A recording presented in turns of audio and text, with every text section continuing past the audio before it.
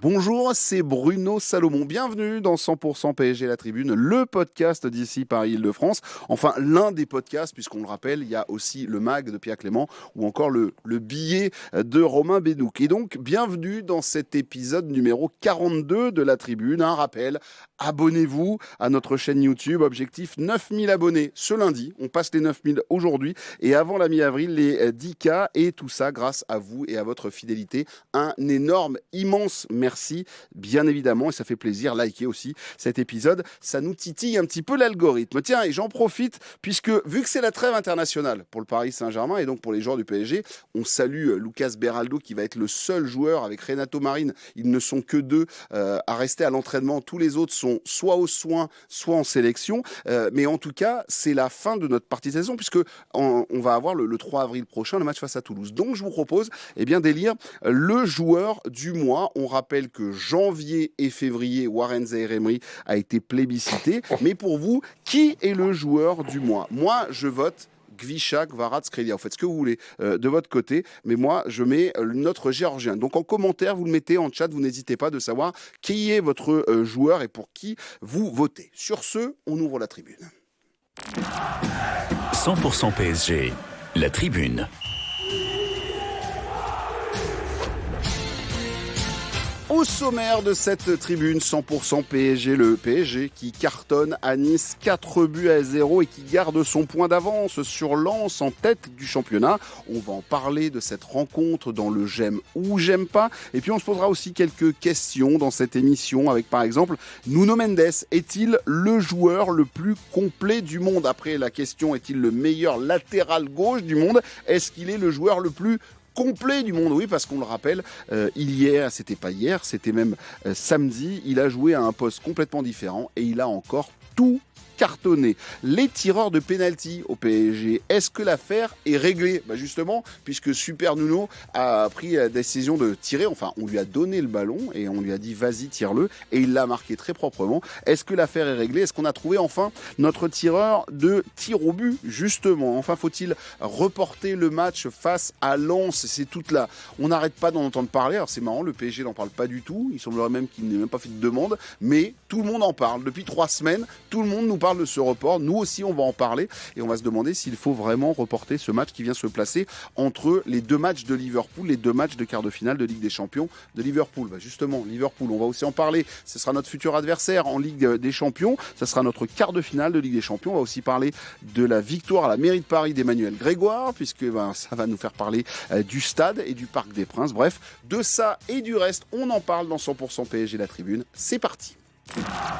100% PSG, la tribune. Qui compose l'équipe du jour ? Alors je sais que ceux et celles qui regardent en vidéo savent déjà qui est l'invité, puisqu'ils voient bien les visages, il y a 2-3 personnes qui apparaissent, tu vois, le micro tout d'un coup apparaît sur les intervenants, mais ceux qui nous écoutent en podcast, et ils sont de plus en plus nombreux, et je vous en remercie, en podcast audio, eh bien ils ne le savent pas. Avec nous aujourd'hui, Ilyes Peters de 90 minutes, Jonathan Bensadoun de canalsupporter.com et Matt Ford de Nice Matin SoFoot. Messieurs, bonjour. Bonjour. Bonjour. Ah, le petit décalage. Du côté de Cagnes-sur-Mer, salut Amat, salut Jonathan, salut Ilyes. Bienvenue à tous les trois et on va attaquer, on rappelle le Paris Saint-Germain qui s'est imposé 4-0. C'était du côté de Nice avec la pression de Lens qui continue aussi à nous mettre la pression. Donc d'un côté 5-1 de Lens face à Angers, le PSG qui se déplace à Nice et qui gagne 4-0 avec des buts de Désiré Doué, de Nuno Mendes sur penalty, de Dro Fernandez, de Warren Zaïre-Emery. Bref, l'addition a été parfaite, salée comme il se doit pour cette équipe de Nice. Victoire 4-0 et le Paris Saint-Germain qui a donc repris la tête du championnat, qui garde la tête du championnat avec 1 point d'avance sur Lens. On l'a bien compris, le titre se jouera entre ces deux-là. Derrière, ça décroche, ou en tout cas, les plaques tournent. Moi, je mets un billet sur Monaco pour finir 3e, mais on verra pour la suite. Mais en tout cas, on va parler de cette rencontre avec vos j'aime et vos j'aime pas, les copains, et on attaque par toi. Jonathan, ton j'aime ou ton j'aime pas, comme d'hab maintenant, c'est ou un j'aime pas. Eh bien, c'est un j'aime. Très bien. J'aime cette semaine parfaite pour le Paris Ah Saint-Germain. bah, Tout et simplement. oui, et oui. Quand même, sourions, la vie est belle. Après tout, il fait beau à Paris, et les oiseaux chantent. Et puis le Paris Saint-Germain est leader de la Ligue 1, qualifié pour les quarts de finale de la Ligue des Champions. De nouveau considéré comme l'un des favoris, ce qui a fait sourire Luis Enrique en conférence de presse. Non, c'est une très très belle semaine, blague à part. Le PSG reprend de la confiance et surtout, en fait, comment dire, ce PSG est à l'encontre du PSG qu'on a toujours connu. C'est-à-dire que, alors on l'a déjà vu la saison dernière, mais on s'est dit, est-ce que la saison dernière, c'est pas l'exception qui confirme la règle? Maintenant, j'ai l'impression que ce PSG, en fait, c'est vraiment une première partie de saison où tu vas être dans la gestion, tu vas être vraiment dans la montée en puissance, et puis une deuxième partie de saison, dès le mois de mars, avril, mai, j'espère, et bien là, on va avoir ce PSG à 100%, en pleine explosion, et en tout cas, ça y ressemble, parce que je trouve que ce match contre Chelsea a été impressionnant du Paris Saint-Germain. Je pense qu'on n'en parle pas assez. Alors comme toujours, il y a un peu ce truc avec le PSG, avant d'affronter l'équipe, c'est une des meilleures équipes d'Europe, et puis quand tu les as battus, en fait, l'adversaire était catastrophique. On a l'habitude, c'est ça chaque année. Moi, je trouve que ce PSG a été impressionnant contre Chelsea, et hier ou avant-hier, comme tu le disais, contre Nice, je trouve qu'avec beaucoup de changements, avec beaucoup de turnover, eh bien, tu as des joueurs, je ne veux pas spoiler le gène de Didiès, qui ont été à la hauteur. Et vraiment, je trouve que c'est de très bon augure pour la suite de la saison. Ouais, c'est une équipe qui, avec le printemps qui arrive, bourgeonne parfaitement, Mathieu. C'est vrai que on sent cette équipe retrouver même du jus. En fait, on a même la caisse. C'est ce qui est quand même assez impressionnant là de ces derniers jours. Bah, tu as aussi le facteur efficacité qui a tourné du bon côté sur les derniers matchs. Là, tu termines quand même une semaine avec 2 déplacements et 2 victoires, une 3-0, une 4-0. Donc c'est quand même pas rien aussi d'avoir 2 clean sheets. Après, tu pourras toujours pondérer en disant que Chelsea, eux, ils ont encore perdu ce week-end 3-0 contre Everton, que Nice, ils en avaient pris 4 le match d'avant contre Rennes à domicile, etc. Mais au final, nous, on fait le travail, on avance. Et puis, tu n'as plus que Lens comme adversaire un peu dans la course. Et puis là, la seule interrogation, c'est cette fameuse trêve internationale où on a quand même pas mal de joueurs qui vont sur le continent américain avec des déplacements très lointains et on rejoue le vendredi à la sortie de trêve. Donc ça, il faudra voir dans quel état on récupère les joueurs. Mais globalement, c'est vrai que c'est une semaine très sérieuse où on a fait valoir notre rang et ça fait du bien. Ilyes, toi de ton côté, ton j'aime ou j'aime pas, justement, tu as une perche tendue par Jonathan, puisque on va faire un focus, mais sur pas un joueur, mais plusieurs joueurs. Plusieurs joueurs, oui, parce que ce match à Nice... Donc c'est un j'aime. Hein. Oui, c'est un j'aime, absolument. J'aime en fait les ajustements et les prestations de certains joueurs, en l'occurrence, qui n'ont pas évolué à leur poste habituel. Donc c'était marrant, quand on a reçu la feuille de match, la composition, on a vu les 11 joueurs alignés, on s'est tous demandé, mais attendez... comment ça joue là? Il y a 2 latéraux gauche, il n'y a pas de vrai attaquant de pointe, où va jouer Zaïre Emery? Enfin bref, on comprenait pas trop. Le match a commencé, on a vite compris que Nuno Mendes allait jouer ailier, que Kvaratskhelia allait jouer dans l'axe, que Beraldo, quand il est rentré, il s'est installé devant la défense.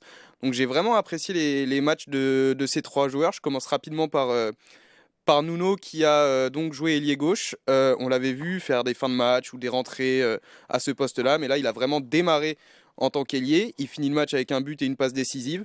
On en reparlera un peu plus en détail tout à l'heure, mais il a vraiment été impressionnant. J'ai aussi aimé le match de Kvaratskhelia dans l'axe. Ça a permis à Dembélé de faire souffler, de souffler un peu. Il a eu 3 grosses occasions en première période. Je regrette un peu qu'il n'ait pas eu son petit but parce que je trouve qu'il le méritait. Dans ses déplacements, dans sa générosité, dans ses décrochages et aussi ses appels en profondeur.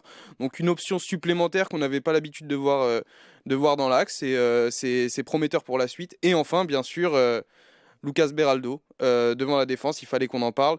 À la sortie de Senima Youlou, c'est lui qui est rentré, c'est lui qu'on a vu pour la première fois dans le milieu de terrain. Luis Enrique a salué sa prestation, il a parlé d'une agréable surprise. Je pense qu'on est tous d'accord pour dire qu'il a fait un match... pas brillant non plus, mais assez correct.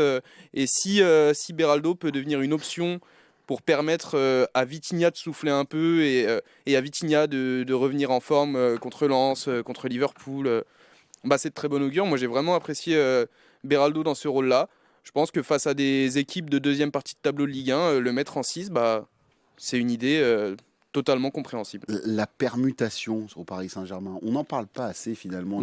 Les changements de fonction que demande régulièrement Luis Enrique, c'est quand même assez fou et bluffant parce que effectivement là tu fais 3 changements, alors pas au même moment de ta rencontre et Jonathan et ça marche à chaque fois en fait. Tu le disais, même Warren qui est devenu un très bon latéral droit grâce à Luis Enrique, Kvaratskhelia qui est très bon dans l'axe. Alors il le jouait de temps en temps avec la Géorgie, mais là en pointe comme ça n'a jamais été le cas. Voilà, Beraldo à voir parce que bon, je pense qu'il était dans de bonnes circonstances face à cette équipe de Nice, mais c'est de toute façon c'est ce qu'il demande systématiquement Luis Enrique, c'est d'être en fait d'être certes, je crois que c'était pour Barcola, il disait ça, il répondait à la question quand on lui disait oui mais lui il préfère jouer sur un côté, il fait oui j'entends, c'est vrai qu'il est très bon sur un côté, mais nous on demande pas ça, nous on demande qu'il soit bon sur un côté, qu'il soit bon aussi quand on fait appel à lui dans l'axe, et c'est pareil pour tout le monde. Ousmane Dembélé on l'a oublié, maintenant c'est rentré dans les mœurs que c'est un excellent faux neuf, mais il va dire ça il y a 1 an et demi, on l'aurait jamais pensé, et on ne peut que aujourd'hui savourer, remercier encore le travail extraordinaire que met en place Luis Enrique, que ce soit individuellement pour chaque joueur qui arrive vraiment à exploiter le potentiel de chacun, et aussi là encore comme je disais d'un point de vue physique où tu vois première partie de saison tu arrives à peu près, voilà, tu es proche du top 8 et tu montes en puissance, tu es toujours bien placé en championnat, et là moi vraiment je suis assez optimiste sur la suite de la saison quoi. Ce qui est assez fou, je vais venir te voir après Mathieu, mais ce qui est sur ton j'aime ou j'aime pas, mais ce qui est assez fou en plus l'idée c'est que les joueurs accepte. Tu vois, il y a un moment donné, tu peux faire comprendre au coach par ta prestation, parce que tu vas proposer sur le terrain que bon, t'es pas très fan de l'idée, là t'as pas le choix. Non, mais ça on l'a compris, et en dehors de la polyvalence qui est recherchée, c'est le collectif avant tout. Quand je vois le comportement de certains joueurs qui jouent pas à leur poste, il n'y a aucune plainte, tout le monde se donne de toute façon pour l'équipe. On avait vu aussi Bradley Barcola occuper ce rôle d'attaquant plus axial, notamment fin février, il avait empilé but sur but. Donc c'est la force, c'est le collectif, c'est inscrit maintenant dans la tête des joueurs qui le savent. Vitinha par exemple, on n'en a pas parlé, mais il a laissé sa place de numéro 6 pour jouer un cran plus haut. Je l'ai trouvé un peu plus discret en deuxième période. Mais est-ce qu'on a vu un geste d'humeur de sa part? Est-ce qu'il a quelque chose à se reprocher sur le match? Donc non, c'est tout l'état d'esprit, c'est cette équipe, c'est le PSG. C'est le PSG, ce PSG, on l'aime et on l'apprécie, bien sûr. Jonathan, très court. Ouais, très court. Je me permets, c'est parce que aussi, ce qu'on arrive à voir là, c'est aussi grâce aux individualités, justement, et aux stars, comme considérés, comme ça, qui sont à l'écoute de Luis Enrique. Et derrière, ça donne un bon exemple pour les joueurs qui, peut-être, pourraient plus traîner des pieds. Et je veux mettre en première ligne Ousmane Dembélé, qui s'est fait sortir du groupe il y a un peu plus d'1 an et demi, qui est revenu en faisant pas la tête, en mettant son ego de côté. Luis Enrique derrière, alors que c'est un joueur plutôt de côté, il lui a mis dans l'axe, il est devenu bon, et en fait c'est un exemple, c'est de se dire si lui il ne bronche pas, il accepte ce qu'on lui dit, alors tout le monde peut le faire. Et un Nuno Mendes par exemple qui traînait un peu des pieds pour jouer derrière un peu plus bas, et finalement ça donne l'exemple, parce qu'il se dit si Ousmane Dembélé il accepte ça, moi je dois aussi accepter ça, etc. Et en fait c'est un bon engrenage qui fait que tout le monde se sacrifie pour le collectif, et c'est ce qui t'amène aujourd'hui à cette équipe du PSG. Et ce qui est pas mal en plus Mathieu, et là je rebondis sur ce que vient de dire Jonathan, mais ce qui est pas mal en plus Mathieu, c'est que tu fais passer aussi un message à tous ceux qui veulent venir au Paris Saint-Germain. Je regardais encore hier à Cliouche sur la pelouse de Lyon, où il a été énorme, et je me suis dit ce joueur-là, moi je le veux bien. J'aime pas celui de première partie de saison, mais le Akliouche d'hier à Lyon. Mais en fait, en gros, si tu viens désormais au PSG, Méline Luis Enrique, tu dois aussi avoir des aptitudes, tu dois avoir un comportement, et aussi être prêt à changer de poste, ou en tout cas aller là où tu n'étais pas prévu, hors de ta zone de confort. De toute façon, c'est ce qu'il veut le coach, de l'imprévisibilité. C'est-à-dire que si tu es trop prévisible, tu vas être facile à analyser, facile à contrer. Et en début de saison, c'était un peu ça aussi qui nous était reproché, c'est que le coach n'avait pas trop de plan B. Parce que l'année dernière, autant on avait été imprévisible, mais au bout d'un moment, quand tu es la meilleure équipe d'Europe, tu es scouté par tout le monde, et les gens commencent à voir ce qui te gêne, je sais pas, par exemple les blocs bas, ce genre de choses, renforcer l'axe, etc. Donc il a fallu trouver d'autres armes, et d'autres armes, ça passe peut-être par d'autres joueurs et puis par des dépassements de fonction. Et aujourd'hui, t'as pas un joueur du PSG à part le gardien et à la rigueur Marquinhos et Pacho, et encore Pacho parfois il dépanne à gauche, qui est fixé à un seul poste. Et ça c'est bien, et c'est vrai que ça rentre en compte quand on va chercher des joueurs, c'est qu'on cherche des joueurs qui sont capables d'évoluer parfois sur toute la largeur du terrain. Pour terminer. En fait, pour résumer en 2 mots, le travail et les succès remportés par l'équipe grâce à ce que Luis Enrique a mis en place, ça fait qu'il n'y a aucun problème d'ego en fait, tout Oui. simplement. C'est ça, ça C'est- dégonfle les égos. Et Ouais. il y en a eu un tout petit peu en début de saison parce qu'il y avait trop de prix. Rappelez-vous, d'ailleurs, c'est cette petite phrase, elle résume peut-être toute la saison, c'est fallait que ça s'arrête les prix, ou en Ouais. tout cas, Luis Enrique disait arrêtons la saison des prix parce que voilà, pour redescendre tout le monde sur Terre, ça a été quand même un petit peu compliqué. Mathieu, on termine ce tour de table avec toi, s'il te plaît, ton j'aime ou ton j'aime pas. Bah moi mon j'aime il est extrêmement égoïste et en plus chauvin. Moi j'habite à Nice, je travaille à Nice matin. Donc j'ai quand même pas mal de confrères, de collègues, de connaissances, amis à gauche à droite qui sont fans de l'OGC Nice. On va pas leur reprocher, hein, ils sont nés ici, ils sont fans de gym. Donc c'est toujours un match un peu compliqué parce qu'on n'est pas beaucoup de fans parisiens à virer au journal. Et donc ces deux matchs, c'est toujours des petits moments particuliers pour moi. Et j'ai toujours un malin plaisir, et c'est un plaisir sans cesse renouvelé, de gagner et de venir faire le coq. Et même si j'ai 6 fois leur budget, etc., je m'en fous en fait complet, c'est un petit plaisir. Et donc là, ce petit 4-0 qui fait du bien, qui arrive comme un cheveu sur la soupe, parce que ça aurait pu être un match bourbier, sorti de Ligue des Champions juste avant la trêve, une forme de décompression mentale. Nice, c'était un terrain où ça nous réussissait un peu moins bien récemment. Et donc ce petit 4-0, je l'ai pris vraiment, mais me suis régalé. Donc je me suis régalé. Et pourtant, Donc, je peux te dire les, que- les potes de Nice Matin que j'ai croisés, ils étaient furax à la mi-temps. C'est scandaleux, il y avait Oui, pas t'as de dû voir penalty, blablabla. mon William Mberset qui était remonté comme un coucou après l'arbitrage.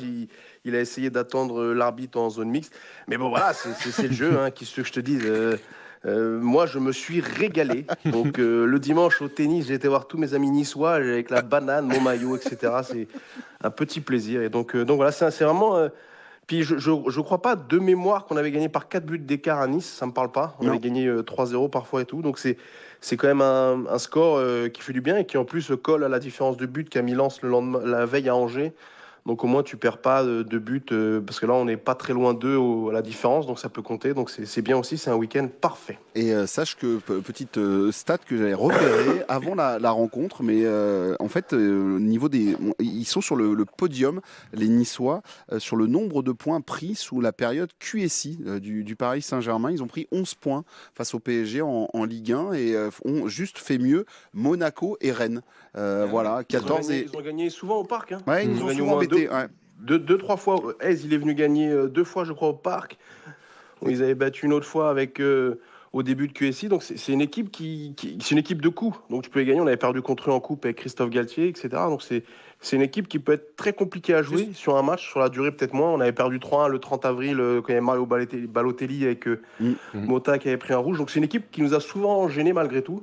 Et donc là, c'est bien de cette sortie de ce match qui peut être bourbier au départ. Et là, sur la rencontre, il n'y avait pas eu photo, mais c'est bien d'avoir collé 4-0 là-bas, quoi. Juste dans ton petit classement de l'RQSI, t'as le classement de Marseille, non?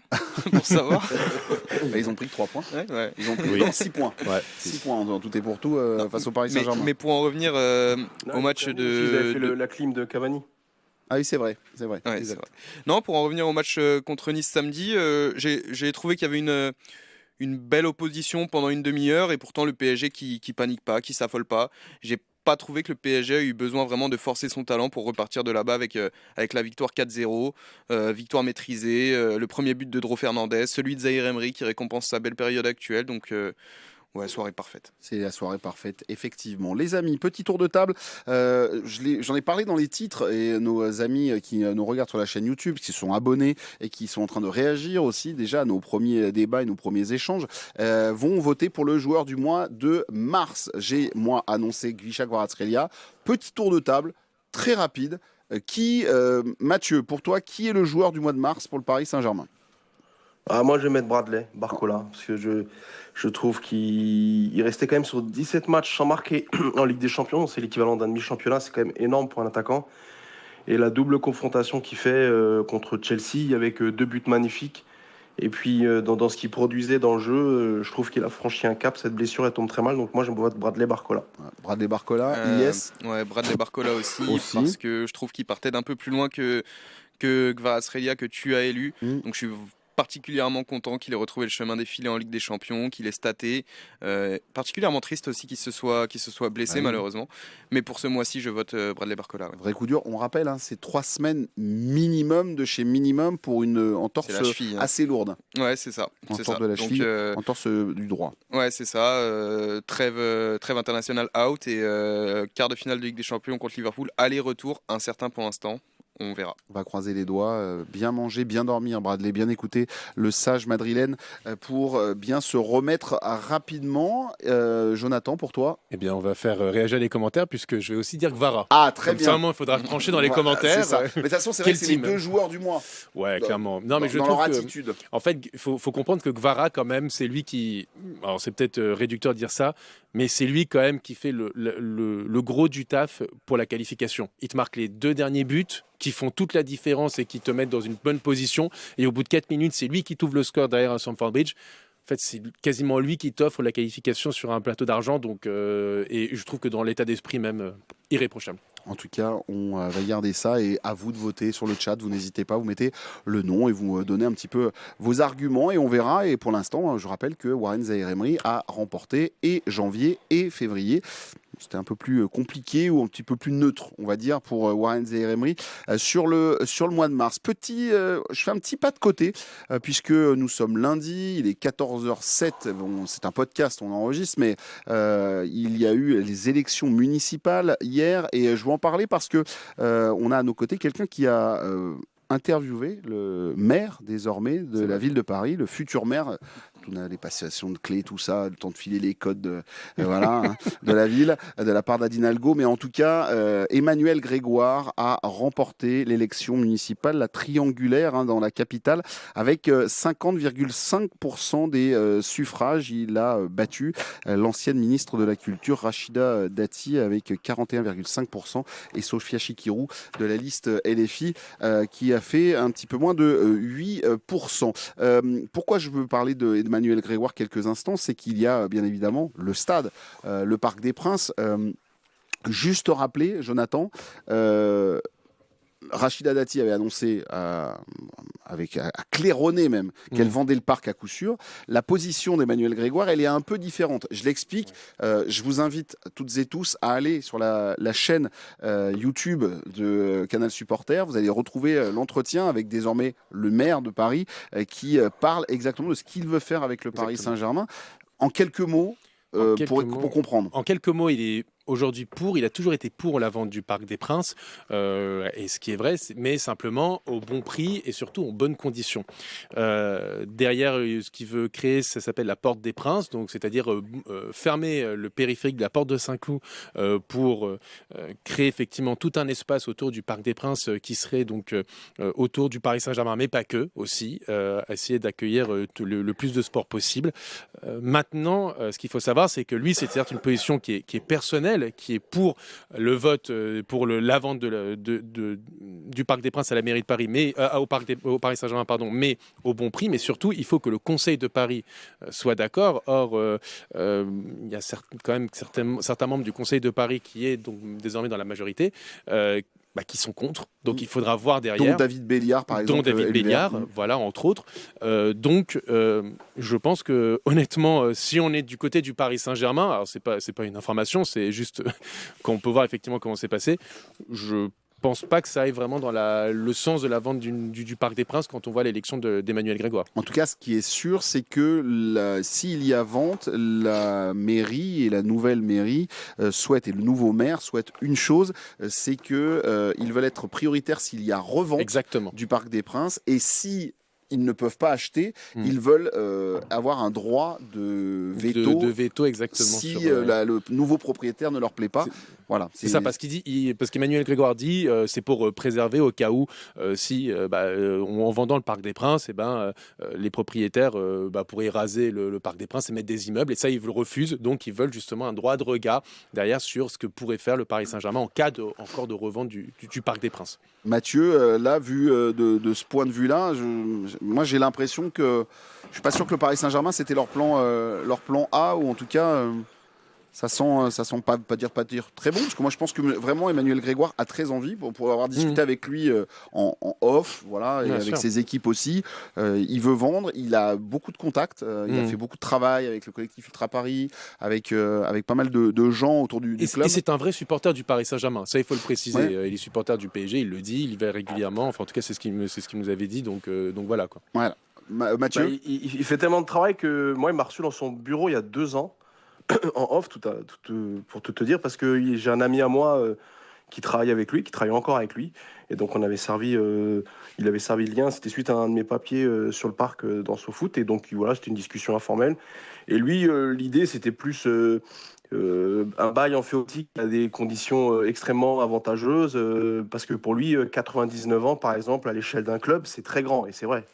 Le PSG a même pas 99 ans, donc il dit on ne sait pas où sera le club dans 99 ans, donc c'est vrai que si on peut louer à un prix extrêmement généreux le stade pendant 99 ans, en leur donnant la possibilité de faire des travaux, tout le monde est content, donc je pense qu'il y a cette idée-là un peu dans la tête, mais vendre au club, j'y crois pas trop, et je pense surtout que c'était un élément de campagne, comme chez Dati d'ailleurs, pour séduire un peu les gens qui étaient un peu naïfs. En tout cas, ce qui est sûr, c'est que la partie bail amphithéotique de 99 ans, ça ne passe absolument pas du côté du Paris Saint-Germain. C'est vente ou rien. Donc on y reviendra. Voilà, c'était juste pour en parler quelques instants et pour avoir un peu votre œil là-dessus. Je me permets de rajouter une dernière chose pour Allez en avoir regarder parlé. la vidéo déjà sur Canal Supporter. Déjà, évidemment. Voilà. Et abonnez-vous à cette chaîne du Ah ouais, Paris. tout à Il fait. faut un dédicat. Voilà, comme ça on fait les deux On promos. fait les deux.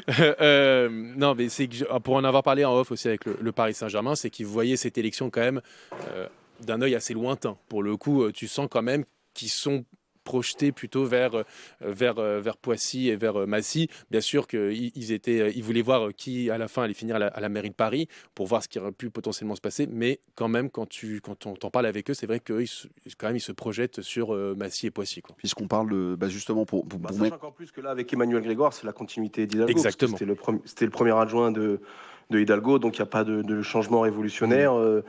Il avait la même politique globale que l'ancienne mairie, donc je pense que ça va rien changer, et que pendant longtemps, ça a été peut-être un effet de menace 2026 avec le municipal, mais là, j'ose espérer que cet été, on va enfin avoir un avis tranché et le club va arrêter de menacer et poser vraiment des fondations et dire voilà, à telle date, on sera plus là, quoi. Alors c'est octobre. Oui, c'est à l'automne, c'est ça. C'est à l'automne. C'est en octobre que l'on va savoir vers quel en tout cas quel terrain le club va plutôt aller ou pas, ou peut-être dire les deux projets sont pas possibles, on préfère voir avec le Parc des Princes. Mais en tout cas, ce qui est sûr, c'est que la mairie va devoir accélérer assez rapidement si elle veut rentrer en contact avec le Paris Saint-Germain, parce que le calendrier du PSG a désormais une date assez fixe pour dire ils vont pas fixer en trancher définitivement, mais ils vont aller vers ou Poissy ou Massy.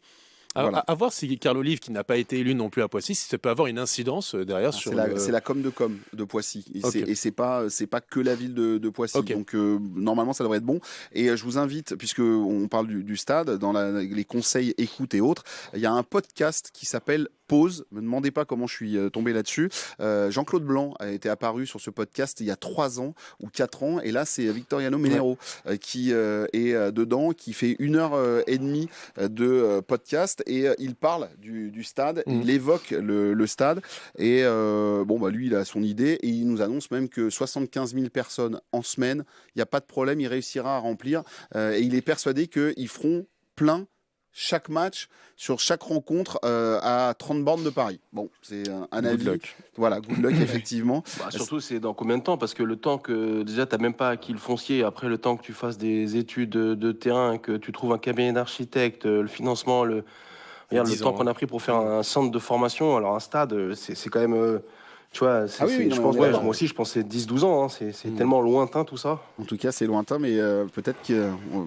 on verra. On va attendre. Moi, je suis toujours partisan de rester au Parc des Princes. Et puis, on tend la main au Paris Saint-Germain de ces quatre si quelqu'un veut venir parler du stade. Et donc, juste pour vous, le podcast pause là, que je vous conseille, vous allez quand même apprendre que le Paris Saint-Germain a été contacté et qu'ils ont longuement réfléchi pour prendre du vélo.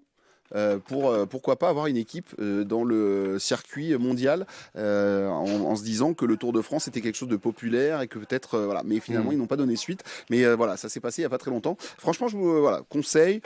Ça s'écoute. En allant du côté de Nice, je me suis écouté ce podcast de Victoriano Menero, donc qui s'appelle Pause. C'est pas lui qui le fait, c'est un autre monsieur. Allez, les amis, on va parler d'un garçon qui est phénoménal. Alors, quelquefois, quand il défend en ce moment, j'ai envie de lui tirer les oreilles, mais quand même, offensivement, c'est une arme de destruction massive. C'est Nuno Mendes. Alors, ailier, qui se remet dans l'axe au milieu de terrain, qui finit son match au milieu de terrain et qui casse tout à chaque fois qu'il prend un ballon. Dès qu'il a de l'espace, dès qu'on lui laisse un peu de champ, c'est fini pour l'adversaire en phase offensive.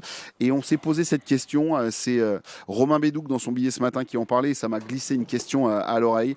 Est-ce que Nuno Mendes est le joueur le plus complet, alors déjà du Paris Saint-Germain, et après étirons au monde, allons-y, voilà. Ayons une classe mondiale. On a déjà posé la question du meilleur latéral gauche du monde, mais là, est-ce qu'il ne serait pas le joueur le plus complet de la planète et déjà dans ce vestiaire parisien? Ilyes. Bon alors, Nuno Mendes. Ah, Nuno Mendes. Il va nous faire une thèse. Ça sent le mec qui a déjà fait une thèse dans sa vie. Non. Alors, Nuno Mendes. Donc, Nuno Mendes, si on énumère, il marque les pénaltys. Oui. Il marque des buts. Oui. Il défend extrêmement bien sur les meilleurs ailiers du monde en Ligue des Champions. Oui. Il est capable de jouer attaquant. Il est capable de jouer défenseur. Il va à 2000 à l'heure. Techniquement, il est capable de tout faire. Donc à partir de là, je ne sais pas si c'est le joueur le plus complet du monde, mais si c'est pas lui, c'est qui? Je me pose vraiment la question, j'en vois pas. Donc à mon sens, bon, je viens de dire que je savais pas, mais en fait oui, c'est je pense le joueur le plus complet du football moderne. Je suis pas le seul à le dire, évidemment. Luis Enrique l'avait dit il y a quelques semaines en conférence de presse. C'est le joueur le plus complet que j'ai entraîné dans ma carrière. Je crois que Roberto Martinez, le sélectionneur du Portugal, le répète aussi très régulièrement. Donc à partir de là, on voit ses performances tous les week-ends, peu importe le poste, peu importe l'adversaire direct qu'il a. C'est vrai qu'il a encore cette fâcheuse tendance de temps à autre à avoir des soucis défensifs. Je me rappelle de son match contre Rennes il y a quelques semaines. Monaco aussi. Hein. Ouais, Monaco aussi, évidemment. Il y a quand même ces petits trous d'air qui peuvent encore être améliorés de son côté. Mais même avec ces petits soucis-là, il est bluffant match après match. Donc oui, c'est le joueur le plus complet du monde. 32 matchs pour lui cette saison avec le Paris Saint-Germain, 6 buts, 6 passes décisives. Mathieu, dans l'histoire du Paris Saint-Germain, bon, très clairement, un latéral gauche comme ça, toi la Bible, on n'en avait pas un casse-brique pareil, mais en plus, ce qui est fou, c'est qu'il est, voilà, il peut jouer à plusieurs postes et l'histoire de le mettre ailier est pas complètement déconnante. Hein. Enfin, franchement, c'est pas mal du tout. Hein. Bah, c'est sûr que dans l'histoire du club, même à part Maxwell, on n'a jamais eu de latéraux gauche énorme. Parce que dans les grandes époques, c'était Patrick Colter, tu as eu Didier Domi. Enfin, tu n'avais jamais eu de joueurs phares, quoi. Donc, et à droite aussi. Hein. Donc là, c'est vrai que c'est un peu une révolution. Joueur le plus complet, je ne sais pas. Parce que par exemple, un Joshua Kimmich, je trouve qu'il a une palette extrêmement large aussi. Mais en tout cas, c'est un joueur phénoménal quand il s'agit d'animer son côté gauche. C'est un dragster, il a une puissance physique, il a une capacité d'élimination balle au pied, il est assez adroit avec ses pieds. Il a parfois des sautes de concentration qui sont encore récentes, vous en avez parlé. Donc, mais c'est vrai que c'est un joueur extrêmement jeune, extrêmement précieux. Puis on sent qu'il aime le club. Et aujourd'hui, un profil comme ça... sachant qu'on l'a payé 40 millions, c'est presque un braquage, parce que un mec comme ça vaut 100, 120, et c'est génial d'avoir un joueur comme ça, qui sait tout faire, et qui en plus tire bien les pénaltys. On les avait vus dans plusieurs séances, mais on l'avait jamais vu en cours de match, donc c'est chose faite. Est-ce que ça va devenir le tireur attitré, je sais pas. Mais en tout cas, quand il est là, ça change beaucoup de choses. Juste petite marge de progression pour Nuno Mendes, c'est son niveau sur Call of Duty Black Ops 7 qui peut... bon, on a tous vu le live, on a tous vu qu'il n'était pas... On a tous vu le live. Et alors, on va juste rappeler qu'il y a une différence générationnelle dans cette émission, et c'est ça aussi qui fait plaisir de faire cette émission, c'est que j'ai 50 piges, et toi, t'en as beaucoup moins. Ouais, donc en fait, toi, tu as regardé son stream, Non, voilà. parce qu'en fait, il fait du streaming maintenant, voilà. il commence à aller vers vers les fans différemment. Et tu l'as regardé J'ai regardé des petits bouts de séquence. D'accord. Et J'ai alors, pas tout c'était regardé. Non, c'était intéressant de voir ce joueur très attachant, très apprécié par les supporters. Parler un peu plus librement auprès des jeunes, sous fond de Call of Duty. C'était vraiment plaisant pour les jeunes de ma génération et même les plus jeunes encore. Donc c'est une tradition qui pourrait être reproduite par d'autres. Franchement, c'est un petit moment sympa et j'insiste sur le fait que c'était la veille du match contre Nice et qu'on sait combien il a été bon contre Nice le lendemain. Donc voilà qui est Nuno Mendes. C'est vrai qu'il stream la veille de match. Tu sais quoi, moi je suis un vieux, mais quand j'ai commencé à le voir streamer, je me suis dit, on va encore avoir un problème à la Serge Aurier. Je me voyais encore partir sur un gaze ou quoi que ce soit. Là, j'étais prêt. Je le mettrais bien au défi de jouer à Call of Duty face au plus gros joueur qu'on ait eu au club. C'est Thiago Motta. Je ne sais pas si tu le sais, vous savez, mais Thiago Motta était un énorme joueur. Il avait carrément une salle de gaming chez lui où il ne fallait pas le déranger. Il était capable de jouer jusqu'à. Il avait l'insulte facile sur Call of apparemment. Ouais. Après, il trash talkait aussi.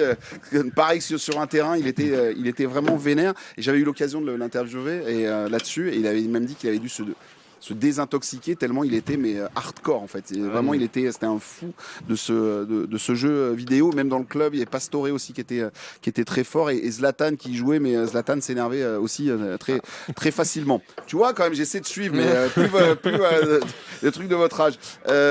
Pour revenir, alors oui, il est pas bon, et puis il écoute des groupes de rap aussi qu'il écoute, mais ça c'est un autre goût. Pour revenir sur le côté sportif, c'est vrai que pour le Paris Saint-Germain et sur le côté joueur un peu le plus complet. Alors déjà, dans l'équipe, j'ai l'impression que c'est le plus complet. Parce que c'est... ok, Achraf Hakimi monte, vient dans le cœur du jeu, mais tu le vois pas forcément ailier aussi destructeur. Alors, on va croire que je suis là pour faire ma promo, mais pas du tout, parce que effectivement. Qu'est-ce que tu as encore à nous proposer? Non, mais ce week-end, justement, on sort un très gros reportage sur Nuno Mendes. Très bien. Et vraiment, on va au cœur de Nuno Mendes, de sa vie, etc. Et pourquoi je dis ça? C'est parce qu'en fait, on explique qu'il est formé de base en tant que numéro 10. Donc de base, c'est un numéro 10 et en fait, quand il est pris justement dans son club de quartier pas loin de Lisbonne et après quand il va du côté du Sporting, les gens sont impressionnés par sa qualité technique et le jeu. En fait, c'était récupérer le ballon à Nuno Mendes. Tellement techniquement, il était au-dessus de la moyenne. C'est un joueur qui bluffait ses éducateurs, qui était extraordinaire. Et en fait, avec ses qualités physiques, sa vitesse, il a été placé assez jeune en tant que latéral gauche. Mais de base, c'est un numéro 10 avec une technique au-dessus. Donc, quand on le voit aussi fort en fait, offensivement, il n'y a rien d'étonnant puisqu'en fait c'est de base un numéro 10 et c'était même une de ses demandes en arrivant au club d'avoir le numéro 10 donc voilà et aujourd'hui moi c'est là où je vous rejoins, c'est que, et ça fait quelques mois que je le répète, même s'il a eu quelques petits coups de mou, moi quand je parle de Nuno Mendes, je n'en parle pas comme le meilleur latéral gauche du monde. Pour moi c'est un des meilleurs joueurs du monde. Et c'est pas, on le dit pas assez parce que c'est un latéral gauche, donc c'est compliqué de dire ça parce que c'est un rôle qui est réducteur. Mais grâce à Luis Enrique, en fait, on arrive à le voir que c'est un excellent latéral gauche. C'est un excellent joueur en défense parce que, quoi qu'on en dise, avec certes ses sautes de concentration, mais il a mis dans sa poche récemment Cole Palmer, Lamine Yamal, Mohamed Salah, Bukayo Saka. La liste commence à être très très longue. Un tueur en série. Non mais il est extraordinaire ce joueur. Il est capable de marquer des coups francs. Il est capable d'être passeur décisif. Il est capable de créer des occasions seul en éliminant 3 joueurs en étant en phase arrêtée. C'est un joueur qui est incroyable, qui a que 23 ans aujourd'hui, qui va avoir 24 ans là en 2026 et je pense qu'il faut profiter et savourer d'un tel joueur parce que tous les clubs dans le monde nous le demandent et je pense qu'honnêtement, alors peut-être que les gens vont dire que je m'emballe mais je ne pense pas, dans l'histoire il n'y a pas eu beaucoup de joueurs de son profil aussi forts et atteindre ce niveau-là. J'ai hâte de le voir moi comment il va encore évoluer avec le Paris Saint-Germain, avec l'équipe du Portugal.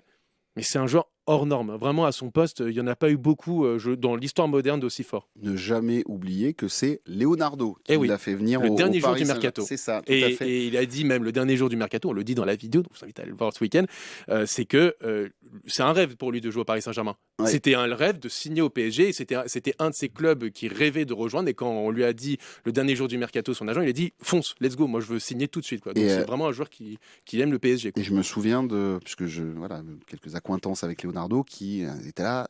Bruno, c'est un crack, je te jure. On a fait un coup énorme, c'est un crack. Ilias veut réagir, après je viens te voir, Mathieu. Très très rapidement, mais je trouve en plus qu'il a encore une marge de progression assez nette, notamment sur les grands matchs, mais en fait le souci vient pas tellement de lui, mais plutôt de la configuration de Luis Enrique qui, dans certains matchs, notamment face à des adversaires de gros calibre en Ligue des Champions, j'ai le sentiment que Luis Enrique préfère donner la liberté à Achraf Hakimi, quitte à faire de Nuno Mendes un troisième défenseur central pour l'équilibre de l'équipe, bien sûr. Mais si Luis Enrique arrive à 2023-2024, il l'a bridé clairement. Oui, et jusqu'à janvier de la saison passée, justement, si Nuno Mendes hésite à prolonger à ce moment-là, c'est aussi parce que ses qualités offensives sont un peu bridées par la tactique de Luis Enrique. Il y a eu de l'eau dans le vin de Luis Enrique qui, depuis, a permis à Nuno Mendes de plus se montrer, mais sur certains matchs, je pense que Luis Enrique peut trouver une solution pour qu'on le voit encore davantage offensivement. En tout cas, ce qui est sûr, c'est que Mathieu, là, ce qu'a fait Luis Enrique face à Nice, en plaçant à ce niveau-là Nuno Mendes, c'est-à-dire en ailier, vraiment en casse-brique total, il a posé une vraie problématique à Arne Slot. C'est-à-dire que l'entraîneur de Liverpool, maintenant, il va se faire quand même quelques nœuds au cerveau, parce que oui, Bradley Barcola n'est pas là, mais Paris peut abattre une carte comme ça, nonchalamment, en disant tiens, on peut aussi poser Nuno Mendes de ce côté-là. Ça veut dire que tu pars avec Lucas Hernandez arrière-gauche, donc Arne Slot, ça va bien le faire rire, ça aussi. Hein. Donc c'est aussi la preuve que tu as quand même un effectif qui est peut-être mal construit, puisque tu n'as pas d'offensif gaucher. Et c'est pour ça qu'on en recherchait un cet été et qu'on avait failli faire l'Argentin qui a préféré aller s'enterrer sur le banc du Real Madrid, le jeune. Mais c'est aussi parce que tu as un effectif qui n'est pas si large que ça et qu'à la moindre absence ou dès que tu veux faire tourner, tu n'as pas beaucoup d'options. Et ok, Beraldo milieu, c'est vachement bien. Nuno latéral gauche, c'est vachement bien. Ou Warren arrière droit, c'est vachement bien. Mais c'est parce que tu n'as pas le choix. Et parce que sinon, tu fais comment ? Donc c'est bien sporadiquement, mais je suis pas sûr que sur un gros match, on retrouve Nuno Mendes ailier gauche, quoi. Pas sûr. Ça m'étonnerait. Pas sûr non plus, honnêtement, surtout quand on voit la double confrontation de Nuno Mendes l'an passé face à Mohamed Salah qui était au meilleur de sa forme. Nuno Mendes l'avait complètement mangé sur les deux matchs. Je pense que ça peut causer un petit doute dans la tête d'Arne Slot de se dire c'est vrai que c'est pas impossible que Nuno Mendes soit ailier. Mais ça m'étonnerait fortement que Nuno ne soit pas latéral gauche contre Liverpool. En tout cas, ce qui est sûr, c'est que tu peux finir avec ça. Par contre, tu peux attaquer, mais tu peux terminer en lui disant monte, va, parce que c'est ce qui s'était passé contre face à Chelsea. C'est comme ça que Paris a marqué tous ses buts derrière. C'est parce qu'il mettait une pression folle en attaque. Et voilà. En tout cas, on suivra cela. Les amis, on se fait une petite pause dans cette tribune 100% PSG et on vient pour parler de la suite, justement, de PSG Liverpool, mais aussi d'un report et des tireurs de penalty, justement, dont fait partie Nuno Mendes. Bonjour, c'est Stéphane Bern. Réveillez-vous chaque matin avec Ici et laissez-vous surprendre par l'histoire de France. Le savon de Marseille a des odeurs de Provence, d'huile d'olive et de lavande. Et pourtant, il vient de bien plus loin, Alep, en Syrie. Stéphane Bern voyage dans le temps. De quoi bien se frotter derrière les oreilles. Écoutez Ici chaque matin, juste avant les infos de 8h. Et à tout moment, sur ici.fr. 100% PSG, la tribune.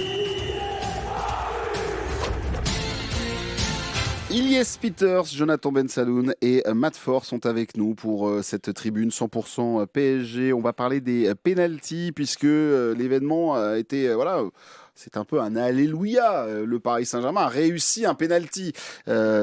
Puisque cette saison, on n'était vraiment pas très bon dans cet exercice. On était sur un 1 sur 2. Voilà, c'était à peu près ça. Ce qui était l'un des plus mauvais ratios dans les 5 meilleurs championnats pour une des grosses équipes des 5 meilleurs championnats européens. Les amis, est-ce que l'affaire est réglée ? Est-ce qu'on a trouvé notre tireur au but ? On revient sur le même garçon. C'est Nuno Mendes. Tout le monde a prié pour que ce soit lui. On va être très clair.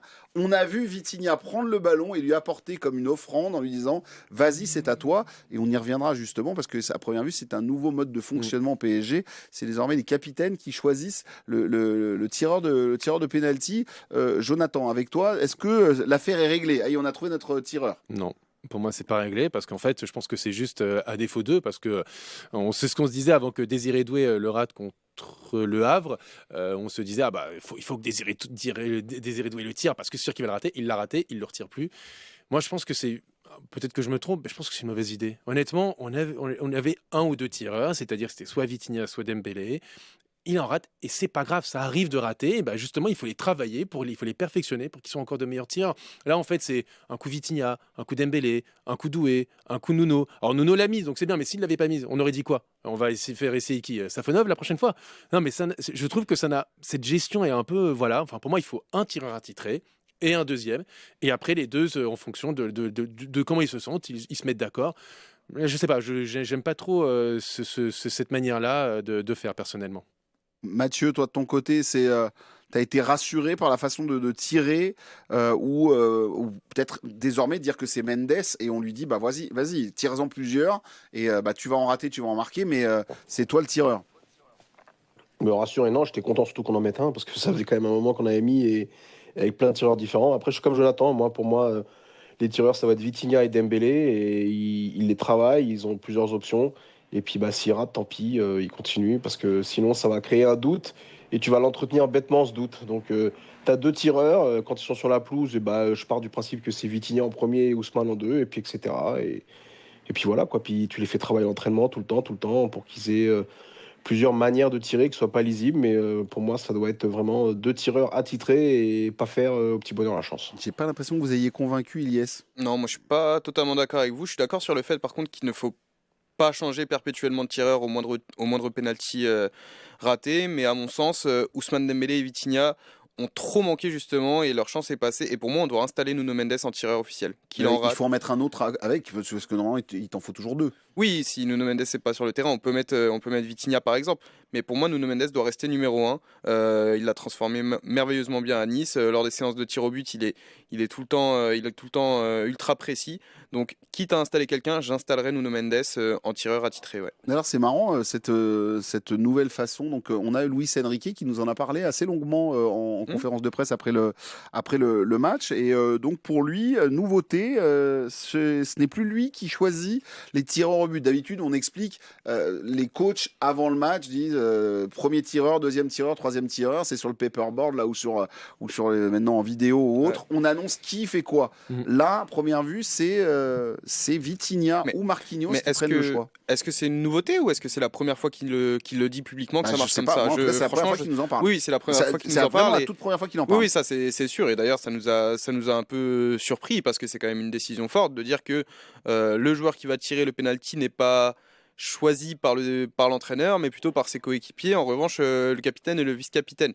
Il a parlé, Luis Enrique, du fait que ce choix était fait en fonction de la confiance, de la physionomie du match, de tout plein d'éléments justement qui me laissent penser que le prochain penalty ne sera pas nécessairement tiré par Nuno Mendes. Donc à voir lors de la prochaine tentative des Parisiens. Mais c'est peut-être mieux comme ça finalement parce que si c'est Marquinhos qui décide du tireur, il a plus conscience de l'intensité, du ressenti de chaque joueur. Donc il sait qui est le plus à même de prendre sa chance et qui a le plus de chances de marquer. Mais encore une fois, on verra lors du prochain penalty qui s'élancera, qui sera choisi et s'il est transformé ou non. Mathieu, toi de ton côté, cette façon de procéder au Paris Saint-Germain, que ce soit le capitaine qui choisisse le tireur de penalty pendant les matchs? Non, je veux dire après, on sait pas trop ce qui se passe en fait en interne dans d'autres clubs, donc ça se trouve ça se fait comme ça partout ailleurs, on le sait pas. Moi, j'ai pas de prérequis sur comment ça va fonctionner, comment ça va pas fonctionner. Si ça convient à tout le monde et que ça se passe bien, faut autant rester comme ça. Hein. En tout cas, on verra. En tout cas, c'est ce qu'on peut aussi souligner, c'est qu'il n'y a pas eu de petits penalty gate. Même Doué a poussé Nuno Mendes vers le point de penalty. Vitinha lui a donné le ballon. Vous n'avez pas vu un truc, c'est que est-ce que vous avez vu qui était, mais alors les deux crampons sur le point de penalty à attendre le ballon? Non. Kvicha Kvaratskhelia. Ah ouais. Ouais. Et pourtant, il en a tiré aucun dans les tirs au but. C'est ça. Mais il était en train d'attendre. Genre, si jamais tu as besoin, je suis là. Ok. Ouais, mais Et tu vois, même avec la Géorgie, avec Naples, il en tire pas. Non, Il en a non, pas ouais, tiré. j'ai pas le bah, je sais souvenir. pas, là il était là, ça faisait un peu le côté. Je l'ai annoncé à l'antenne, j'étais assez surpris. Donc voilà, en tout cas, on va suivre hein, pour le prochain penalty, on regardera un petit peu. Ce qui est sûr, c'est qu'on en provoque beaucoup. Ouais. Et désormais, 6 sur 11, non? Je crois que ouais, c'est ça. c'est ça. 6 sur 11 cette saison. Et, Et on était à 5 sur 10 et là, avant. plutôt donc, bien tiré, ras de terre. Ah ouais, Le bah, contre-pied était parfait. Ouais, Voilà. parfait, imparable, je dirais. J'ai oublié quand même que Dembélé en a raté 3 cette saison de penalty. C'est Ouais. quand même beaucoup. Ouais. hein, en fait. Et si je dis pas de Il est bêtises, en Non, train mais de d'un revoir coup, son oui. argumentaire. Non, Merde, parce alors, que attends, je suis parti sur Vitinha, un truc. effectivement, il le rate, je vois, surtout contre Tottenham. Et Monaco. Et Monaco, c'est et vrai. t'as Arsenal raison. l'an passé en demi. Ouais, bon, en fait, ça fait beaucoup, c'est vrai. Ça fait beaucoup. Mais surtout fait pour beaucoup. Dembélé, joueur que j'adore, hein, mais il y a des pénaltys au-dessus, il y a des pénaltys arrêtés, Ouais. c'est pas très bien tiré Ouais. enfin, À dans- la Zlatan, petit filet Et droit, en force. petit filet à la gauche. Nuno. Ouais, non, mais petit filet gauche mi-hauteur violent, voilà, on n'en Ça parle y est, plus. exactement. Non, mais c'est surtout, tu te rends compte qu'avant, on avait quand même Neymar. dans l'exercice des machines, quoi, parce que tu as eu Zlatan, Cavani, Mbappé, Neymar. Ouais. Quoi qu'on pense de ces 4 joueurs-là, c'était quand même des joueurs extrêmement habiles et efficaces dans l'exercice. Et puis, bah, là, tu n'as plus ça et tu n'as plus de crack dans l'exercice et tu vois tout de suite la différence. En tout cas, on suivra pour les pénaltys. Les amis, c'est la trêve internationale, on le rappelle. Hein, on a 3 ou 4 joueurs qui quand même sont restés. Mayoulou est forfait, problème à un mollet. Gêne au mollet. Gêne au mollet. Et il Forfait l'a eu avec les dès le espoirs, départ ouais. du match. Dès la 3e ou 4e minute de jeu, moi je l'annonce à l'antenne. Je dis, il se touche l'arrière du mollet, c'est très bizarre. Il a quand même continué à jouer. Joao Neves, lui, est parti. On a Bradley Barcola qui est resté aussi aux soins. Et comme je vous l'ai dit, donc Lucas Beraldo est l'un des seuls qui ne part pas, puisque sinon tout le monde est en sélection. Pourtant, il y a des séances hein, cette semaine. Hein. Ouais, On a reçu le programme c'est ça. média, il y a C'est ça, il y jusqu'à a 5 vendredi. séances. C'est ça. Ouais. Bah, tu vas voir, on va avoir un Beraldo, mais alors un truc, mais il va être monumental face à Toulouse. Voilà, mais ça sera face à Toulouse. J'ai pas les infos, mais est-ce que. Bah, alors, c'est peut-être une fausse théorie ce que je pense. C'est est-ce que le PSG n'a pas voulu vraiment accentuer la blessure de Barcola pour que vraiment il ne bouge pas, il reste au PSG à Paris là, pendant la trêve et je dis pas titulaire contre Liverpool à l'aller, mais peut-être sur le banc de touche. Moi, en tout cas, c'est ce que je me suis dit. Quand j'ai lu sévère en tort, je me suis dit, tu sens bien qu'ils veulent vraiment le laisser, tu vois, à Paris se reposer. Quoi. Ouais. J'ai pas de réponse vraiment précise à donner à cette question. Tout ce qu'on peut dire, c'est qu'à chaque rassemblement de l'équipe de France jusqu'ici cette saison, si je dis pas de bêtises, il y a eu au moins un joueur du Parisien convoqué qui ne s'est pas rendu avec les Bleus. C'est vrai. Donc, tirez les conclusions que vous voulez de ça, mais Par contre, Fabien Ruiz, voilà. j'ai pas regardé. Non, non, Il est pas- Fabien on Ruiz, est il revient d'accord. après. Ouais, ouais. Là, c'est un coup à non, prendre les nerfs. Mais non, mais ça c'est sûr en même temps. Il joue Ouais, pas. mais bon, je préfère faire attention. Hein. Ouais. Avec Ouais, cette... tu connais ma théorie, que revient à 100%, Fabien, on a besoin de toi contre Liverpool. De toute façon, pour moi, il fait son premier match face à Toulouse et Ouais. ensuite derrière, il enchaîne face à. Ce serait pas déconnant. Il va enchaîner un petit match qui soit là pour Liverpool, Lens. Liverpool et Lyon, moi ça me va parce que là Moi la aussi. séquence elle s'annonce un peu violente. Justement dans cette séquence un peu violente, on le rappelle, il y a le match de la 29e journée de Ligue 1. Le Paris Saint-Germain va affronter Lens à 17h. C'est assez improbable, on a quand même le championnat, alors pas le plus bête du monde, hein, mais en tout cas qui est quand même assez improbable. Normalement une grande affiche c'est le dimanche à 20h45, bah nous on va la mettre le samedi à 17h. Et là, depuis quelques jours, ça braille, ça brasse. Du côté du nord de la France, on n'arrête pas de dire et de nous parler du possible report. Les journalistes, n'arrêtent pas de parler, de pas mal de comptes aussi sur Internet, n'arrêtent pas de dire qu'il y a une demande de report ou est-ce que le match pourrait être reporté. C'est la question qui se pose. Je vous explique le topo. J'ai contacté la LFP sur un possible report. Le mot qui m'a été dit, c'est « no comment ». J'ai tenté le PSG, no comment. J'ai tenté Lens, no comment. Donc, pour leur demander, mais qui a fait une demande Parce que est-ce qu'il y a eu une demande? Voilà. C'est ma question en fait de départ, de base. C'est est-ce qu'il y a une demande? Pour l'instant, personne ne veut répondre à cette question. Ce qui est assez incroyable parce que pour moi, tout part des réseaux sociaux. Je crois que c'est Instant Football qui, une fois, dit le PSG veut faire reporter le match du côté de Lens, alors que Paris n'avait pas bougé. Donc, la question que je vous pose, parce qu'on a vu Pierre Sage, qui, je pense à juste titre, est venu donner la position de Lens en disant il est hors de question de bouger quoi que ce soit. On rappelle le calendrier, le PSG va jouer Toulouse le 3, va ensuite jouer Liverpool le 8. Le 11 avril, le samedi à 17h, va jouer Lens. Ensuite, le mardi, va jouer Liverpool avant de recevoir Lyon. On n'a pas encore la date, mais ça devrait être le dimanche, cette fois-ci à 20h45, sinon j'y comprends plus rien dans les programmations télévisuelles. Les amis, faut-il reporter le match face à Lens pour avoir encore du jus comme on en a eu face à Chelsea? Mathieu, j'attaque avec toi. Non, mais moi je suis toujours contre reporter les matchs. Tu as un calendrier qui est connu à l'avance, et c'est à toi de planifier la construction de ton groupe en partant du principe que tu peux être éventuellement qualifié toujours dans toutes les compétitions et ne pas repartir avec un groupe amoindri, sachant que tu as déjà fait une saison très longue la précédente. Donc tout ça, toutes ces données, tu les connais dès le départ. Donc tu peux pas arriver la fleur au fusil en mars en disant ça serait bien qu'on reporte le match parce que peut-être que non, voilà, c'est comme ça, hein. En Europe, dans les autres championnats, ils reportent pas. Et voilà, tu te démerdes. Tu reportes pas. Et pourtant, ça m'arrangerait de reporter le 11 avril à 17h, je suis dans le train. Donc je vais pas le voir le match. Tu vas pas écouter la radio, mon voilà, cher. moi je suis contre reporter les matchs parce que ça fausse un peu l'éthique du championnat. Et voilà, toutes les journées doivent se jouer en même temps et basta. Mathieu a 100% raison, et c'est pour ça que je ne serai pas d'accord avec lui, puisque bien sûr qu'il faut reporter le match. Pourquoi? Parce que c'est quand même un match de haut niveau et qu'effectivement on va mettre un PSG qui mettra son équipe B, et c'est normal parce que la priorité va à la Ligue des Champions, ce que je comprends. Alors certes, tu as un point d'avance, donc tu as un joker, mais si tu as la possibilité de reporter, oui, tu reportes. Et de toute façon, le match d'après, entre deux matchs potentiels en demi-finale, c'est Angers. Et là, Angers, tu peux mettre ton équipe B et tu peux être tranquille. Tu peux mettre Mbaye sur le côté avec Ramos, etc. Mais contre Lens, je pense que c'est compliqué. On l'a vu, Chelsea, d'une certaine manière, contre le PSG, ils ont mis 3 fois leur équipe A, et tu as vu sur le match retour contre le PSG, à l'heure de jeu, tout le monde est sorti, tout le monde était cramé, le match était terminé. Je veux pas que ça arrive pour le Paris Saint-Germain. S'il y a une possibilité pour le PSG de le déplacer, je dirais oui, faites-le. Je pense que c'est mieux pour le club.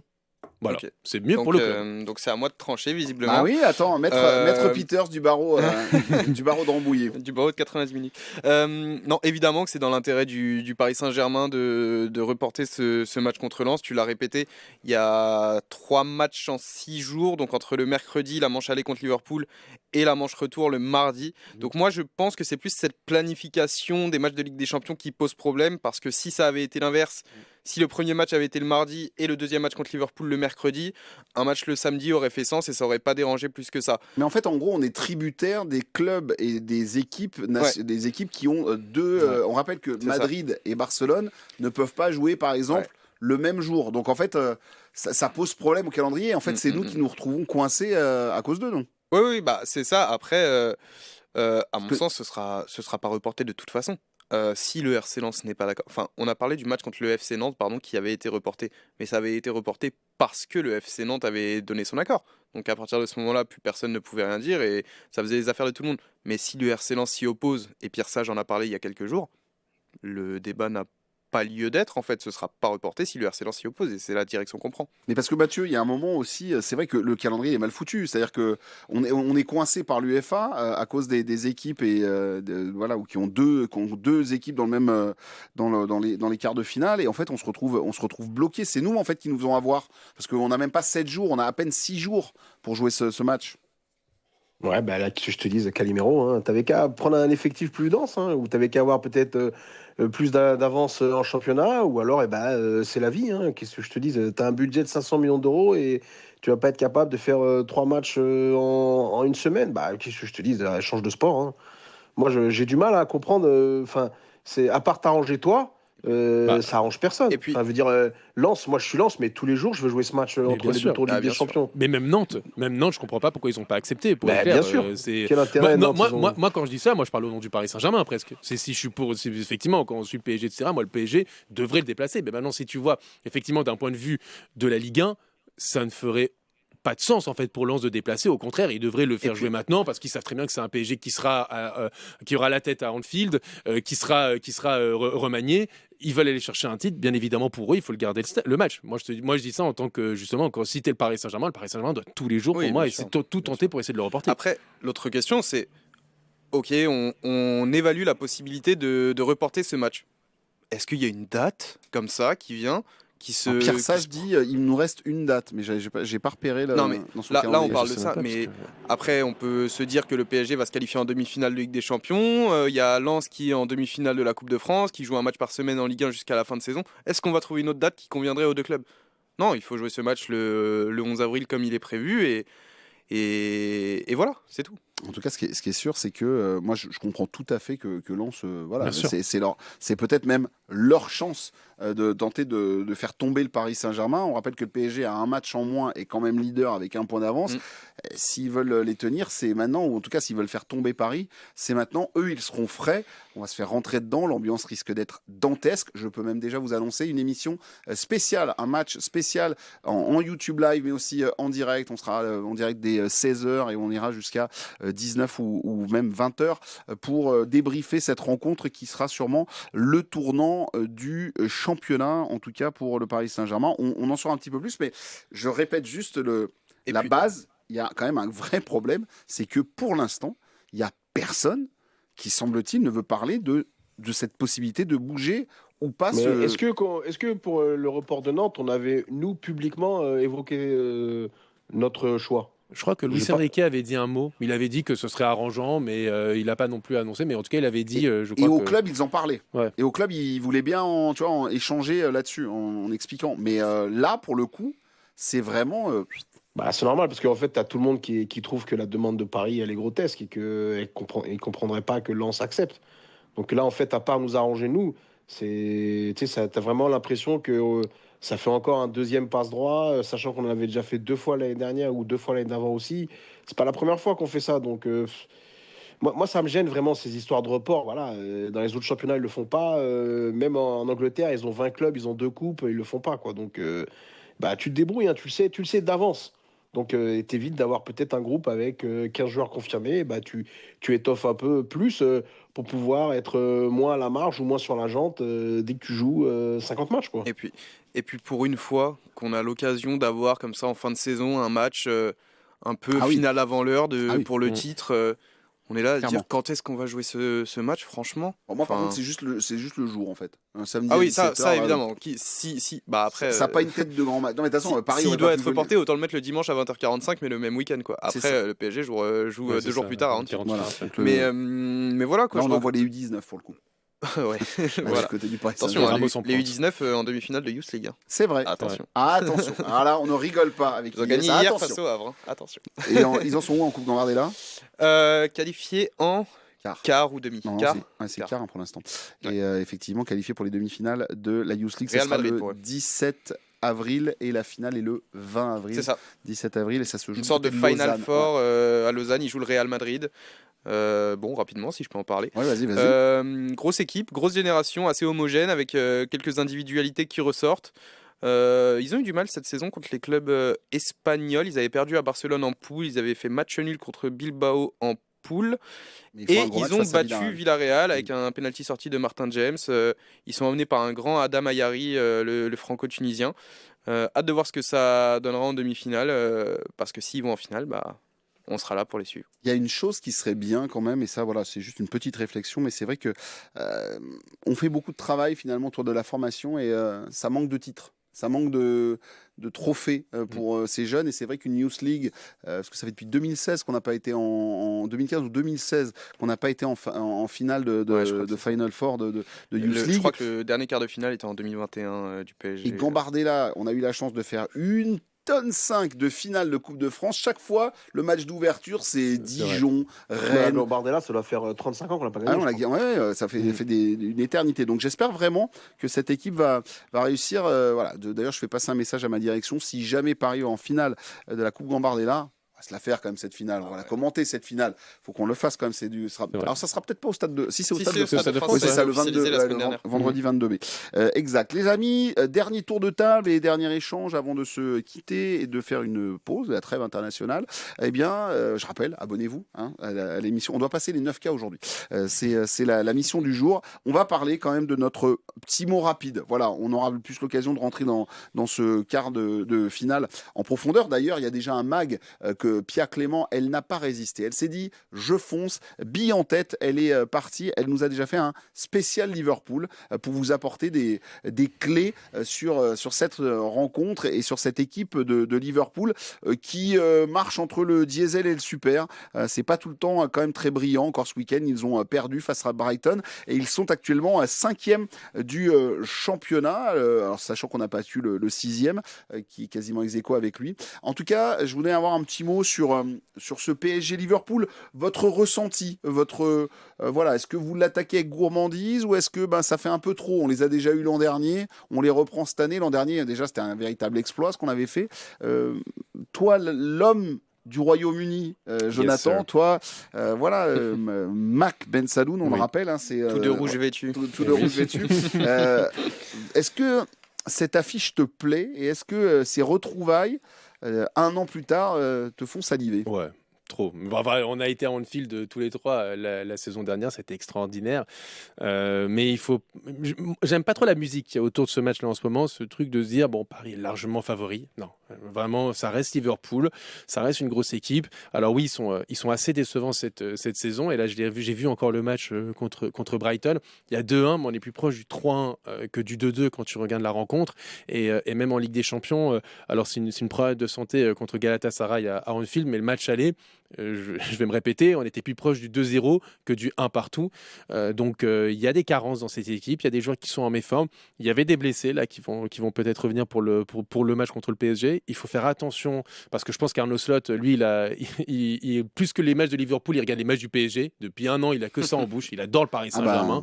C'est incroyable. Il fait sa révérence à peu près tous les 4 matins. Et il est le bienvenu sur ici par Île-de-France. Ah oui, exactement. Mais il faut vraiment pas prendre cette équipe à la légère, surtout avec le retour à Anfield.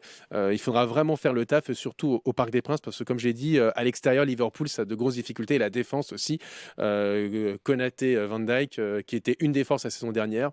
Là, cette saison, c'est très très compliqué, quoi. Là, c'est Balour et compagnie. Hein. Ils font des trucs. Non, mais il y a des moments, ils sont hyper solides. Puis il y a des moments, tu as des sauts de chaîne, t'es là, waouh, c'est quand même assez violent. Mathieu, toi, tu étais plutôt pro Galatasaray. Bon, finalement, on retourne à Anfield. Oui, parce que ça a changé, parce que c'est une ambiance folle. Istanbul, et puis parce que sur le papier, on va pas se mentir, c'était plus faible aussi, hein, donc autant se faciliter la tâche. Là, tu as quand même un complexe, Arne Slot fait un complexe d'infériorité face au PSG. Je pense qu'il est vraiment complexé depuis l'année dernière et peut-être ça va lui jouer des tours. Mais bon, c'est une équipe qui a vachement changé en un an, qui a mis plus de 500 millions d'euros sur le mercato, même si Alexander Isak sera pas titulaire. Mais voilà, tu as Florian Wirtz, tu as Hugo Ekitike, tu as Kerkez de Bournemouth. C'est quand même une équipe qui a beaucoup d'armes. Donc, faudra voir. Ouais, j'ai pas d'avis. C'est peut-être une équipe qui nous convient mieux que Chelsea dans ce qu'elle propose. Mais c'est une équipe plus talentueuse aussi. Donc, à voir. J'ai pas vraiment d'avis. Je sais pas dans quel état physique on va être à la retour de la trêve internationale. Tu vois, il suffit que t'aies 2-3 blessés un peu cons et ça peut vite tourner vinaigre, et aussi pour eux. Donc, c'est dans trop longtemps pour être encore inquiet ou serein. Mais voilà, de toute façon, c'est 2 matchs qu'il faut jouer. Ça serait bien qu'on plie ça dès le match aller comme Chelsea, comme ça on serait tranquille. Effectivement, arriver un peu plus léger que le 0-1 pour aller à Anfield. Oui, Jonathan, et après, un mot parce que Mathieu a parfaitement résumé. C'est pas du tout la même équipe que Chelsea, parce que Chelsea, c'est une équipe qui met beaucoup d'intensité. Liverpool, c'est pas vraiment ça, mais Liverpool, je trouve, a beaucoup plus de talent individuel. Même, tu citais les joueurs, mais t'en oublies un, c'est Frimpong aussi, qui a un rôle plus offensif aujourd'hui sur le côté droit, donc il faut faire gaffe à ça. Donc c'est vraiment le talent individuel, je trouve, de Liverpool qu'il va falloir faire gaffe, parce que en termes d'impact, c'est pas du tout comme Chelsea, quoi. Oui, mais ils ont changé quasiment 4 titulaires par rapport à celles qu'on a affrontées l'année dernière. Les 2 latéraux, la pointe et Wirtz, c'est quand même 4 joueurs importants. Et même Salah qui est pas tout le temps titulaire. Ouais, donc c'est vraiment une équipe peut-être qui nous convient mieux, mais qui n'est pas du tout la même que l'an dernier. Et Szoboszlai, c'est un leader de l'équipe, alors que la saison dernière, il était, je crois qu'il démarre sur le banc, il me semble, un des matchs. Alors que là, aujourd'hui, c'est un des meilleurs joueurs. Donc cette équipe a vraiment évolué. Attention à ses coups de pied. Et il a une belle frappe aussi. Mais moi, rapidement, j'étais... Autant contre Chelsea, je m'attendais à une double confrontation beaucoup plus équilibrée, beaucoup plus compliquée pour le Paris Saint-Germain. Autant après avoir vu ces 2 matchs... ces deux matchs survoltés par Paris. Je me dis que contre Liverpool, tous les voyants sont ouverts pour être confiants, sans trop l'être évidemment. Je m'imagine pas le PSG prendre un adversaire de haut à ce stade de la compétition de toute façon, mais tout a été plutôt dit. Moi en tout cas je suis confiant pour le Paris Saint-Germain. En tout cas on verra cela bien évidemment sur l'antenne d'ici Paris-Île-de-France, on va le vivre. J'ai réservé mes billets, mais alors pas de billets d'avion, ça sera en train. Ça va être la traversée fantastique pour monter jusqu'à Liverpool, tellement les prix sont partis. Parce qu'en fait, comme le club et les clubs se sont mis d'accord sur les dates en pleine nuit, l'horaire est tombé à 23h30 ou minuit, les supporters ont tout pris d'assaut en pleine nuit et c'est un enfer pour pouvoir monter là-haut. C'est pendant les vacances scolaires en plus. Ouais, en plus. Oh là là, le prix, dérisoire. Ah, l'Eurostar avec les colonies. Alors, Ah là là. Et en plus, le PSG devrait, j'espère, continuer cette belle tradition puisqu'ils sont toujours passés dans les phases d'élimination directe face à Liverpool. Très bien. Voilà. J'aime ce genre de stade. Tu sais Oui, moi quoi aussi, ça me rassure. Faut que ça s'arrête là-dessus. Faut que cette émission s'arrête là-dessus.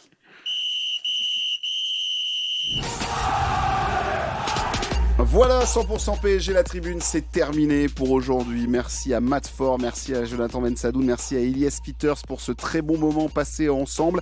Je vous rappelle, abonnez-vous, likez aussi cette émission. Et puis, merci à Flo Hanoun qui réalisait ce podcast aujourd'hui. Un petit message, vous votez pour votre joueur du mois de mars. Vous n'hésitez pas, vous choisissez Gvara, Barcola ou peut-être d'autres. Nous Mendes aussi, on ne sait jamais. Peut-être que vous avez envie de voter pour lui. En tout cas, on attend vos réactions. On se fait une pause et on fait une trêve internationale et on se donne quand même rendez-vous la semaine prochaine où je peux vous annoncer que nous serons avec les anciens. On fait le conseil des anciens du Paris Saint-Germain avec Tripi Maconda, avec Alexandre Letellier ou encore Eric Rabé-Santana pour voir l'actualité du Paris Saint-Germain via le prisme de nos anciens au PSG. Merci à toutes et à tous de nous avoir suivis. Tiens, un petit message de service pour tous les Canadiens et Québécois qui écoutent ce podcast. Je vous donne rendez-vous vendredi 27 mars à l'Union Française, la maison de France-Montréal, avec le PSG Club Montréal, puisque je serai là-bas et qu'on aura l'occasion de se rencontrer. On va se faire le match de l'équipe de France et on va aussi surtout parler du Paris Saint-Germain entre nous, puis on pourra parler aussi beaucoup du Canada, parce que vous le savez, je suis en amour pour ce pays et cette région. Les amis, il est temps de débrancher ce podcast. À toutes.